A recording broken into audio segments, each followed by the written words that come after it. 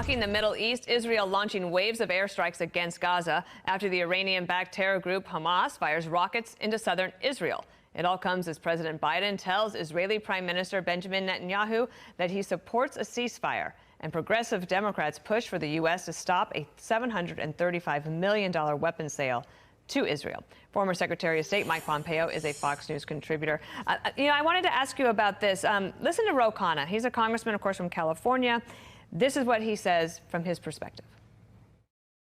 This is not the time for platitudes. Children are dying, and Netanyahu, who is desperate to cling to power, is out there saying that he is doing this with the United States' support. The president needs to make it very clear. No, you are not.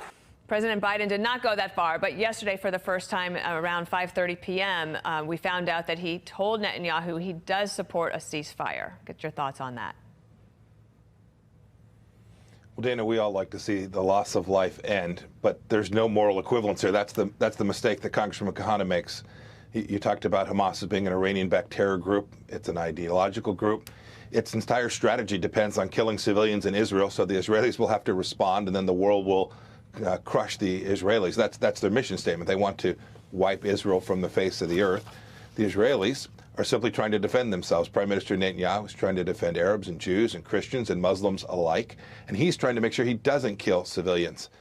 Israel has every right to do all that it needs, not only to defend itself against the current rocket attacks, but to make sure that the kind of attack can never happen again. They need to complete that mission. It's absolutely essential for the security of Israel that they do so. Well, the policies you helped push while serving with President Trump are in the line of fire, so to speak. New York Times, here's what they write. Violence shakes Trump's boast of a new Middle East. They go on to say the accords that Trump helped negotiate, the Abraham Accords, were widely seen as demonstrating declining interest on the part of some of Israel's Arab neighbors in backing the Palestinians, giving Prime Minister Benjamin Netanyahu of Israel more latitude to pursue strategies that further intensified Israeli-Palestinian tensions, which essentially are saying is you open the door for Netanyahu to do what he wants.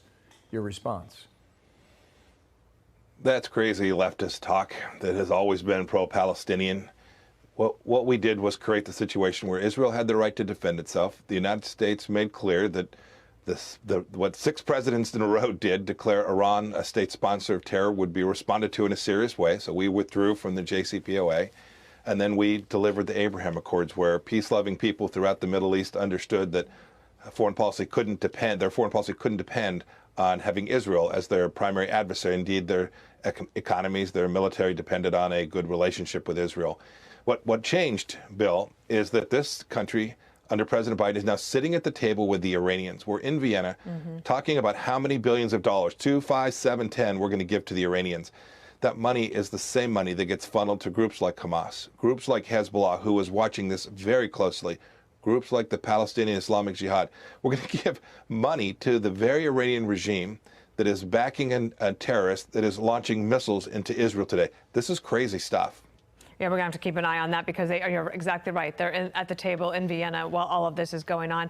Can I take you back a little bit in time, just about a year ago, when there were some headlines that were making the rounds? Of course, you were a part of these headlines in regards to where COVID started. And the idea that it might have started in a lab was mentioned and quite ridiculed by the press, saying that you provided no evidence of that. And today, that story, that question is very much, once again, at the forefront with the real possibility of that lab being the point of origin.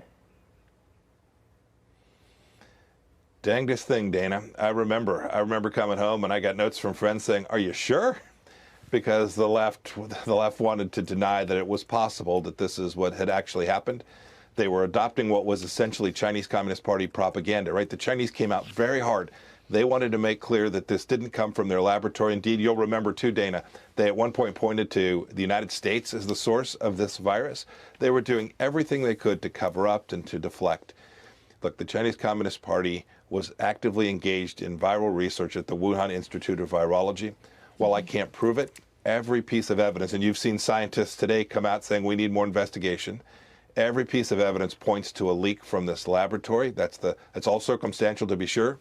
The people who could clean this up, the people who could answer these questions have refused to do so. The Chinese Communist Party knows where this came from. They know who patient 0 was. They could fix this. If I'm wrong, they could embarrass Mike Pompeo. Come on, bring it.